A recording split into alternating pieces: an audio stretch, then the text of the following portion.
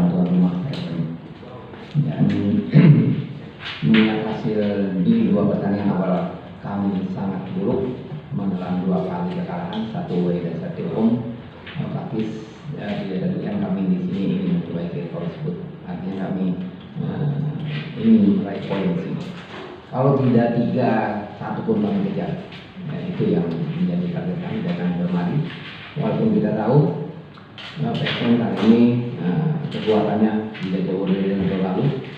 Komposisi pemain tidak banyak berubah, malah datang pemain yang lebih bagus untuk posisi striker, sehingga untuk merealisasikan target tersebut kami butuh kerja keras.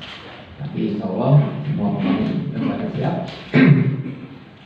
Kami membawa 18 pemain di sini dan semuanya akan bisa betul-betul besok. Mudah-mudahan hasilnya sesuai harapan.